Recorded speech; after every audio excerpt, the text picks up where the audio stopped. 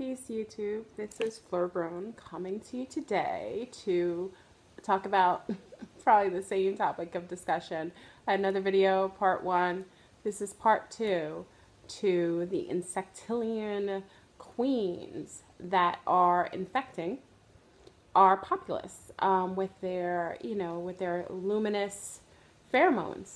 On the first session, I'm sorry, I was supposed to put the second part of the video, but I'm not a techie, so I messed that up, and I wanted to add some photos of what I believe to be Insectilian Queen hybrids, which is one of them I personally think is Kim Kardashian, and the second one who I think also is is Amber Rose. Big up to the girls.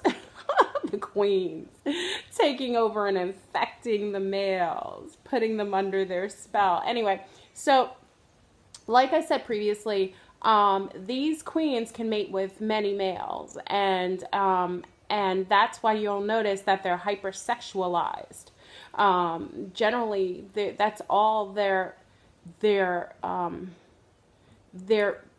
emitting is that kind of like hypersexualized, that hyper kind of embodiment of sexuality. And as you know, I give two really great examples of Kim Kardashian, whom is noted for having porn tapes, and that is how she got such a big buzz about her. And then also Amber Rose, they're lovely looking creatures. And I say creatures because I personally think that's what they are. They've infected the males in their cipher and around them. And we have to be mindful that there are these hybrids, queens, female queens, that are doing this. Now, I give those examples, but there are others that are being bred and placed strategically around political figures or someone of interest that maybe the Insectilians have an interest of controlling or monitoring. So they'll place these infectious queens with these hyper pheromones around these gentlemen, and the gentlemen won't be able to resist. And generally they tend to, take them on and marry them. I think also another one is Donald Trump's wife. I forgot her name. The third wife, this wife that he has now. I don't know for sure, but she has the look of one of the hybrid Insectilian queens. The hybrid Insectilian queens look ambiguous. They have this ambiguous look about them. They don't look racially, like they look mixed with so many different races. They have this their eyes are that like almost like a zeta looking eye, like a bug's eye. Very elonged, what would I say, like almond shaped, but really elonged almond shaped. And almost like the eyes are the primary focus of their look. Like when you look in their eyes, it's almost like you're drawn to that, other than the other parts that I'm sure that are being promoted. But you look at some of these hybrid queens and you can kind of see it. I think his wife also is one. I can't say for sure, but just thinking about it, she has the look of one.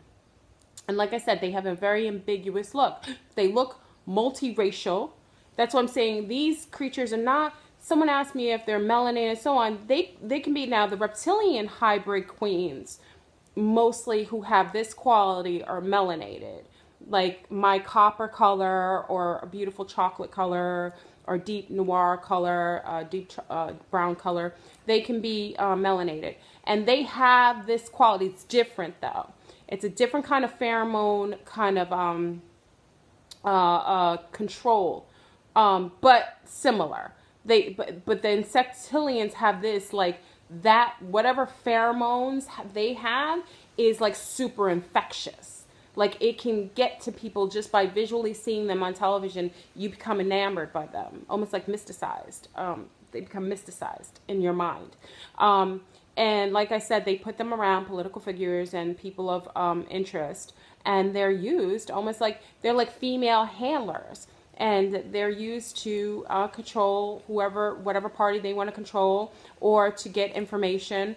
You know, there was some intel that the Russians had been breeding these type of females to utilize when they want to get information, when they want to spy on some of our governmental officials. And they'll send some of these most beautiful looking, ambiguous looking female type entities with these hyper sexualized control, you know, demeanor, and they would send them in to get intel.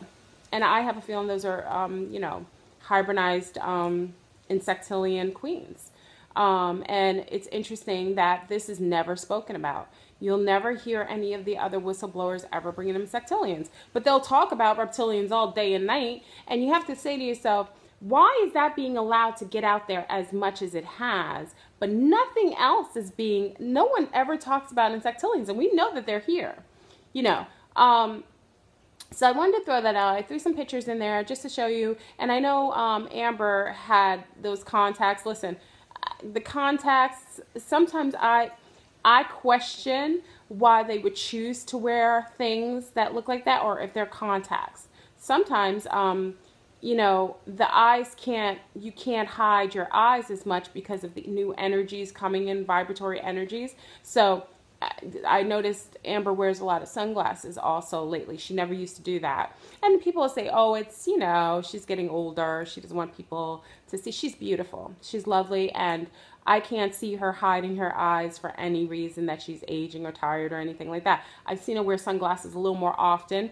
And then before that, once in a while, I'll see those contact eyes that also, you know, Kanye West rocked, that I shared with you. So you know, I know these creatures exist, and sometimes I think what we think to be our contacts are really their eyes, and they make it seem like it's some sort of like fashion statement or what have you. But I don't buy that.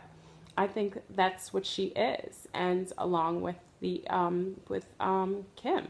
So I just say, for you gentlemen, you should be really mindful of. Now, I don't want to dastardize the females, because you men go on tangents saying, I don't want her to infect me with so and so. No. But how you kind of know that you're in the midst of one of these type of queens, it'll be, see, it's hard because I'm not a male, but I know you're invoked sexually, but it will come from a place that is unexpected. You'll see plenty of beautiful women. There are so many lovely looking young ladies, and I'm not saying that you're not going to be invoked, and I don't want you to place an actual attractiveness, like you're attracted to a woman and say that she's insectilian or she has some sort of pheromonic thing on you, because really pheromones are something we utilize anyway. And one of the subscribers, big up to you, had mentioned this is a big deal, why women of color should stop wearing weaves, especially weaves from races of women that are nothing reminiscent of them, because what you're doing is you're getting males, especially black males, any males around you, accustomed to a pheromone of another female that is racially nothing connected to you. So if you start to see males starting to be attracted to other females, it could be because of the hair that is being, that you guys are plaiting, you're braiding into your hair, or you're wearing as weaves. By wearing weaves, you know, obviously, this is my hair. My hair is fairly messy all the time. I'm sorry. I don't really, yeah, but it's natural. It's my hair. We have pheromones, and in the oils in your hair, you have a scent, and men are attracted to that. And if you mask that by altering it with chemicals, or by putting another racial type of hair on you, you are masking your pheromones, and also you are getting your males accustomed, especially if you have sons too, and you're walking around with weaves around the house and so on, you're getting those little boys accustomed to other female pheromones. And that could be why you start to see so many men of color. I'm not saying it's the only reason, because that is being promoted also, but you could see a lot more of that because they're being accustomed to a pheromones that is not part of your repertoire. Shaving, all that shaving and You know, and all these customary things.